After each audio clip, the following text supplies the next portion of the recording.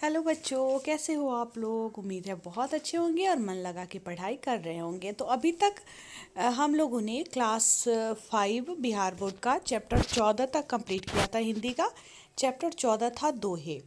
और आज हम लोग चैप्टर 15 करेंगे। चैप्टर 15 है चिट्ठी आई है। इसमें चिट्ठी लिखा गया है एक सहेली के द्वारा दूसरी सहेली को, और हमारे बिहार में जो छठ पर्व होता है उसके महत्व को बताया गया है इस चिट्ठी में। अभी अभी छठ पर्व ख़त्म हुआ है अब बिहार के, तो सारे बच्चे छठ पर्व के बारे में बहुत अच्छी तरह से जानते हैं, क्योंकि सबके यहाँ यह पर्व मनाया जाता है। बिहार का सबसे बड़ा पर्व है छठ। ठीक है, तो चिट्ठी कैसे लिखते हैं भी देख लीजिएगा। आजकल तो लोग चिट्ठी लिखना बंद कर दिए हैं, अब तो फ़ोन का ज़माना आ गया है, तो सारे लोग फ़ोन से ही बात कर लेते हैं।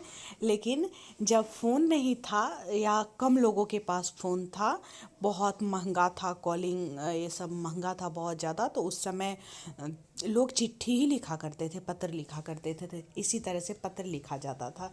प्रिय सहेली, बेबी, मतलब जिसको भी आप पत्र लिख रहे हो, नमस्ते। जगह का नाम यहाँ पे लिखा हुआ है भगवानपुर हाट। ठीक है, आज तुम्हारा पत्र मिला। मुझे यह जानकर बहुत प्रसन्नता हुई कि तुम बिहार में होने वाले छठ पर्व के बारे में जानना चाहती हो। हमारे बिहार में छठ पर्व का बड़ा ही महत्व है। यहाँ गांव या शहर हर क्षेत्र में छठ व्रत धूमधाम से मनाया जाता है। यह व्रत कार्तिक महीने के शुक्ल पक्ष की षष्ठी तिथि को मनाया जाता है। ठीक है, कब मनाया जाता है? महीना तो सबको पता है, कार्तिक महीने में छठ मनाया जाता है। और छठ का तिथि जो होता है शुक्ल पक्ष की षष्ठी तिथि होती है, उसी दिन छठ पर्व मनाया जाता है। लगभग हर घर में छठ पूजा की जाती है। लोग कई तरह की मन्नतें छठी मैया से मांगते हैं तथा पूरी होने पर व्रत रखते हैं। और यहाँ के लोग जो है, बिहार के लोग, उनकी आस्था छठ पर्व में बहुत है। और छठी मैया से लोग तरह तरह की मन्नत मांगते हैं, और जब मन्नत पूरा हो जाता है उसके बाद फिर व्रत रखते हैं। कार्तिक महीने के प्रारंभ से ही लोग इस पावन पर्व की तैयारी में लग जाते हैं। इस अवसर पर लोग घरों एवं गलियों की सफाई करते हैं। घाटों एवं घाट तक जाने वाले रास्ते की भी साफ सफाई की जाती है। और कार्तिक महीना प्रारंभ होते ही लोग छठ पर्व की तैयारी करने लगते हैं। बच्चे तो खासकर बहुत ज़्यादा खुश रहते हैं छठ पर्व को लेकर, क्योंकि नए नए कपड़े भी वो होता है सारे लोगों का, बच्चे हो बड़े हो, बच्चे का तो ज़रूर खरीदा जाता है छठ पर्व में। तो इस वजह से बच्चे तो और ज़्यादा खुश होते हैं, और जो बड़े होते हैं वो भी छठ पर्व की तैयारी में लग जाते हैं। इस अवसर पर सफाई भी बहुत ज़्यादा होती है। एक तो दिवाली के लिए भी सफाई होती है, और साथ ही छठ के लिए भी। और घाट की साफ सफाई, घाट कैसे बनाया जाए, उसको कैसे सजाया जाए, साथ ही जो घाट तक जाने के लिए रास्ता होता है उस रास्ते की भी साफ सफाई की जाती है, क्योंकि स्वच्छता का बहुत ज़्यादा ध्यान रखा जाता है पूजा पाठ में। तो इस वजह से चारों ओर छठ के गीत सुनाई देने लगते हैं। लगभग सभी परदेशी गांव आ जाते हैं, और लोग अगर बाहर दूसरे राज्य में हो, दूसरे देश में भी हो, तो भी वो अपने गांव वापस आते हैं इस पर्व में। यह व्रत जो है 4 दिनों तक चलता है, जिसमें सभी वर्ग के स्त्री पुरुष व्रत रखते हैं। इस व्रत में जात पात का भेदभाव बिल्कुल नहीं रह जाता। और यह एक ऐसा व्रत है जिसमें सभी जाति के लोग व्रत रखते हैं। स्त्री पुरुष सभी इस व्रत को करते हैं, और एकदम भेदभाव इस व्रत में नहीं किया जाता है। यह व्रत नहाए खाए से प्रारंभ हो जाता है। नहाए खाए के दूसरे दिन खरना होता है। ठीक है, नहाए खाए मतलब स्नान करके पूरा बाल वाल धो के, मतलब स्वच्छता का पूरा हो करके उसके बाद ही खाना खाया जाता है। और फिर उसके दूसरे दिन खरना होता है। इस दिन व्रती जो है दिन भर उपवास रखने के बाद रात्रि में रोटी और खीर से खरना करते हैं तथा प्रसाद बांटते हैं। फिर षष्ठी के दिन लोग नहा धोकर नए कपड़े पहनकर छठ घाट पर जाते हैं। यहाँ व्रती नदी या तालाब के तट पर डूबते हुए सूर्य को फल तथा पकवान का अर्घ देकर पूजा करते हैं। और जो व्रत किए रहते हैं छठ व्रत, वो नए नहा धो के नए कपड़े पहनते हैं, और फिर नदी या तालाब में जाकर वो करते हैं। डूबता हुआ जो सूर्य होता है, उनको तरह तरह का जो मौसमी फल होता है वो फल घर में पकवान बनाया जाता है। खासकर ठेकुआ का उसमें बहुत ज़्यादा महत्व है, मतलब महाप्रसाद होता है वो, ठेकुआ खजूरी ये सब बनता है उसमें। और डूबते हुए सूर्य को अर्घ दिया जाता है। वापस घर आकर शाम को आंगन में ईख तथा ठेकुआ से कोसी भरकर छठ का गीत गाकर आरती करते हैं। और रात को जो होता है, जिसको हम लोगों के यहाँ बोला जाता है कि डाला जगाया जा रहा है, ऐसा बोला जाता है ना, उसको उसमें कोसी भरा जाता है। तो कोसी भरा जाता है, उसमें ईख वगैरह बीच में लगाते हैं और गीत, जो भी घर में लोग होते हैं सो देखते हो ना, गीत गाते हैं।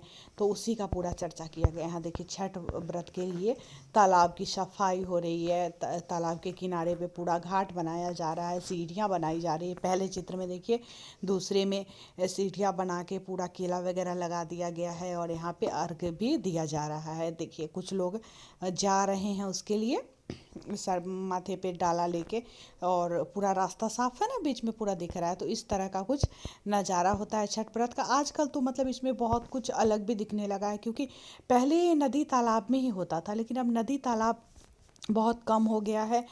और उसमें भी जो भी नदी तालाब है वो स्वच्छ नहीं रहता है, वहाँ का पानी जो है गंदा रहता है, जिसकी वजह से लोग नहीं जाना चाहते हैं तालाब में, नदी में।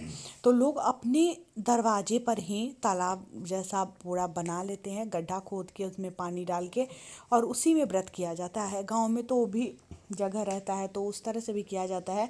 शहरों में तो अब ये अलग ही रूप ले लिया है। रेडीमेड बहुत सारा वो बिकता है, जिसमें डाल के, पानी वगैरह डाल के, और नदी जैसे मतलब तालाब नदी बनाया जाता है और फिर पूजा किया जाता है। क्योंकि नदी का पानी जो है सच में बहुत ज़्यादा गंदा हो गया है, इतना ज़्यादा प्रदूषित हो गया है कि उसमें व्रत करना मतलब वो बिल्कुल भी स्वच्छ नहीं है। तो इस वजह से सुबह होने पर लोग पुनः घाट पर जाकर उगते हुए सूर्य का पूजा कर अर्घ देते हैं। शाम को सबसे पहले डूबते हुए सूर्य को, और सुबह में उगते हुए सूर्य को अर्घ दिया जाता है। यह अर्घ गाय के कच्चे दूध तथा घी से दिया जाता है। घर आकर सभी व्रती प्रसाद ग्रहण करते हैं और प्रसाद बांटकर पारण करते हैं। इसके बाद जो भी व्रत किए रहते हैं वो प्रसाद ग्रहण करते हैं और फिर प्रसाद बांटते भी है, उसके बाद फिर पारण किया जाता है। इस प्रकार हमारे बिहार में छठ पर्व बड़े हर्षोल्लास से मनाया जाता है। मैं तुम्हें छठ पर्व के कुछ फ़ोटो भेज रही हूँ। अंत में वो लिखती है कि इसी तरह से मतलब पूरा अपने बिहार में जो छठ पर्व होता है, उस छठ पर्व का इस पत्र में वर्णन किया गया है। और वह बोलती है कि मैं तुझे इसके साथ कुछ फ़ोटो भी भेज रही हूँ। अगले छठ में तुम हमारे गांव आने का प्रयास जरूर करना, तुम्हारी सहेली सलोनी। ठीक है। और इस तरह से पत्र देखिए, पत्र का जो ऊपर वाला रहता है ना फाफा, वो इस तरह से रहता है सेवा में, जिसके नाम से रहता है बेबी कुमारी, सिलचर, असम। पिन कोड यहाँ पे लिखा हुआ रहता है, यहाँ पे टिकट चिपकाया हुआ रहता है, जिससे पत्र उस आदमी तक पहुँच जाता है। अब तो कुछ यहाँ पे कठिन शब्द है जिसका अर्थ हम लोग देख लेते हैं। सबसे पहले हर्षोल्लास था ना, कि बिहार में बहुत हर्षोल्लास के साथ मनाया जाता है। तो हर्षोल्लास का मतलब होता है खुशी खुशी से, हर्ष और उल्लास के साथ। अर्घ का मतलब होता है पूजन के लिए दूध और जल अर्पित करना। अर्घ अर्घ का मतलब होता है अर्पित की जाने वाली सामग्री। खष्टी का मतलब होता है छठी, मतलब छठा दिन। पारण पारण का मतलब होता है उपवास के समाप्त होते अन्न ग्रहण करके व्रत तोड़ना। व्रती का मतलब होता है व्रत करने वाला या बाली, जो भी कर रहे हैं। सो प्रयास का मतलब होता है कोशिश करना। तो ये चैप्टर जो था, चैप्टर 15 था ना, चैप्टर 15 जो है वो कंप्लीट हो गया। अब क्वेश्चन आंसर बाकी है। क्वेश्चन आंसर तो हम लोग बिल्कुल भी नहीं किए हैं। मैं हर वीडियो में बोलती हूँ कि आप लोग कोशिश करना, करके देखना, अगर नहीं होगा तो फिर मैं बताऊँगी। तो मेरे पास बहुत सारा आया है कमेंट कि क्वेश्चन आंसर भी करवा दीजिए मैम, तो मैं क्वेश्चन आंसर भी करवा दूँगी। काफ़ी टाइम के बाद मैं वीडियो डाल रही हूँ, इसके लिए सॉरी। तो चलिए फ़िलहाल इस वीडियो में इतना ही। मैं मिलती हूँ फिर आप लोगों से नेक्स्ट क्लास में, तब तक के लिए बाय बाय।